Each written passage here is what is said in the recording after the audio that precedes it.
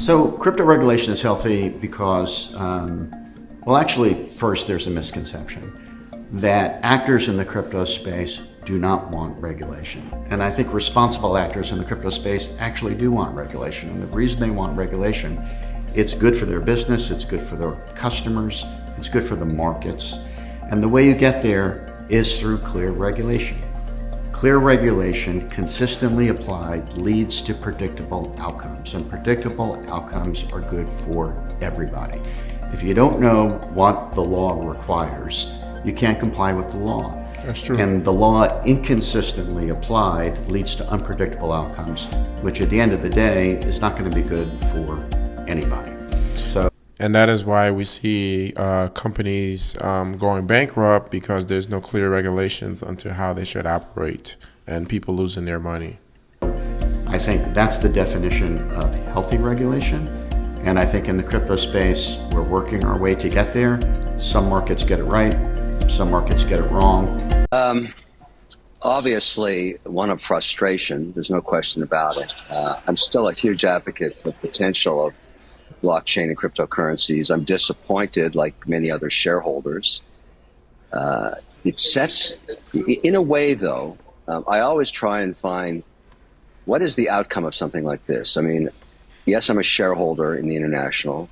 That's a zero. It's not the first time I've made a bad investment, probably not the last time, but luckily I make more good ones than bad ones, and I learn from my mistakes. What's going to happen now is there won't be another situation like this for institutional investors ever again. We're simply not going to put capital to work until this stuff gets regulated.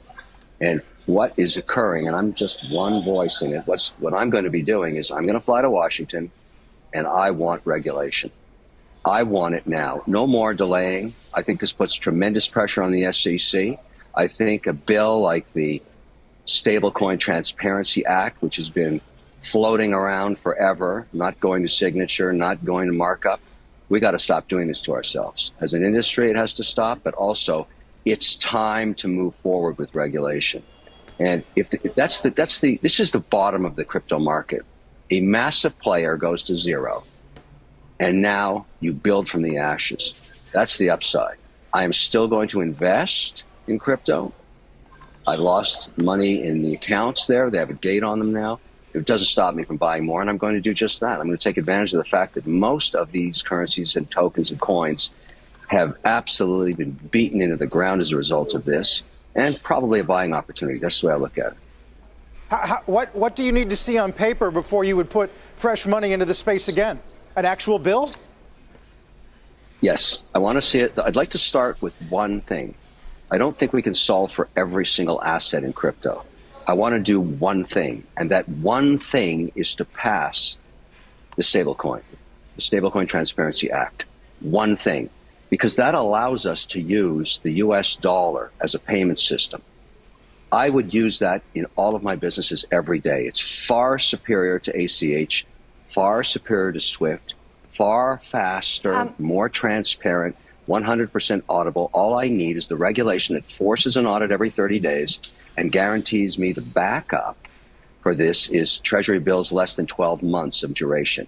That's one thing. Very simple. That would signal to everybody around the world that the regulators here in the United States are taking crypto on, starting to put rules in place, putting the guardrails on.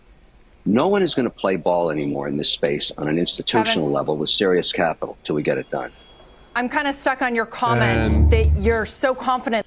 And he is absolutely right. I mean, who wants to continue to lose money when there's no clear guidelines into how these people are supposed to operate?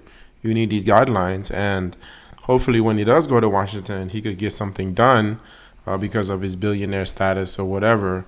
But not only for him, but also for the little guys, for the retail investors who keep losing their money and it's not backed up. That this can be the bottom. How can you be confident of that? What do you know about CZ, Binance, BNB Coin? How do you know that it's not leveraged, that there are many more dominoes to fall here? We just had someone from another exchange who hasn't even published their board of directors. You invested in FTX, and that wasn't exactly a wise choice. You said you did due diligence, but clearly it wasn't enough. No. I mean, look, I'm going to agree. It was a terrible investment, 100%, and I lost my money. I get it. I'm a diversified investor. I make mistakes. This is one of them. But I learn from my mistakes. This won't be happening again. If I'm going to put serious capital to work in a broker-dealer, in an exchange, it's going to be one that's regulated, that has transparency, and has the same rules of test. Good for you. That every other exchange that deals in stocks and bonds has. Because everybody's saying the same thing. It's great to be a retail investor and trade a few $1,000s worth of crypto. And if that's what Binance is going to do, good for them. But every single institutional investor is going to look at this and say, okay, can't play with this structure anymore because there's not enough transparency. I'm going to wait for the SEC or whoever it is going to be, the Fed or whoever, to regulate this stuff. This is actually a turning point for this industry. It's a maturation for this industry. That's what's going to. And Mr. Wonderful is not the only one that feels that we need the regulation. Here's the CEO of Kraken on regulation. Morning. Thanks for having me. As Carl said, Kraken's a big Coinbase competitor. They've really started moving more into the NFT space. What is Kraken doing right now to differentiate as more of these mainstream companies, even Robinhood, Square, PayPal, for example, get into your core trading business with cryptocurrencies? We're going deeper into crypto. So we've got a wide offering for staking of cryptocurrencies. We're supporting parachain auctions. We've got a Skunkworks NFT project of our own. So we're really trying to stay on the bleeding edge of crypto. We're also exploring more traditional financial services through our banking license that we have in Wyoming. So we'll be encroaching on their territory a bit, but I do think we're all sort of converging on a very similar feature set. Interesting. What do you mean by converging there? Would you guys offer stock trading at any point? Exactly. Yeah. So we're getting more into traditional financial services such as stock trading, banking services, maybe even small loans at some point. But that's sort of a smaller project. We're really experts at the cryptocurrency business. We've been in the space for over 10 years now, and we're really on the bleeding edge of what's happening with cryptocurrency. Got it. And Robinhood, we think of as really the upstart in stock trading. Speaking of that company, they decided or said last week during earnings that they're not going to add any new tokens until there's more regulatory clarity. How are you guys deciding what assets to list right now? Regulators are paying a lot more attention to unregistered securities. Do you expect to have to take any tokens down at this point that happen to be on Kraken? And how are you navigating that?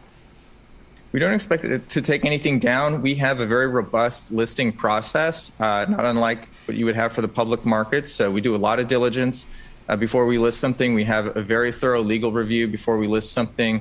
So if you see it available in the United States, we're fairly confident that that asset is not a security. So we don't expect to delist anything. And frankly, I think if you're waiting for regulatory clarity in the space, we've been waiting for 10 years. We still don't have it. You might be waiting a long time. So I think anyone else interested in this space and getting into it is going to have to accept that there's some gray area and that our regulators in the United States don't seem interested in really clarifying anything for us. Well, one question about the gray area, Jesse, is just how secure your customers' assets really are, and this question of whether or not they have to worry in that you're not an FDIC-backed organization, and that you have committed to taking care to protect the assets, but that you're maybe not regulated in the same way that some other companies might be. Sure. Well, FDIC only protects you in certain cases with certain kind of bank failures. I don't think anyone in the crypto industry has complete insurance coverage over anything that could possibly happen. So I think it's just part of being in cryptocurrency. I think people accept that it's a new territory, it's a new world. Most people in cryptocurrency today don't think the government's doing a really great job of protecting them from the traditional financial services industry, which is not serving billions of people in the world. So I think people have come to cryptocurrency because of its utility. And they're not worried about, worst case scenario with a bank failing. They can control their own keys. They can control their own coins. People are able to withdraw their coins off of Kraken anytime they want, 24/7, 365. there are no bank holidays in crypto. So I think because you have that option, because we're not doing fractional lending, we're not a fractional reserve operation, we're not taking deposits and lending them out to other people, you don't really have that risk that the FDIC is really intending to cover there.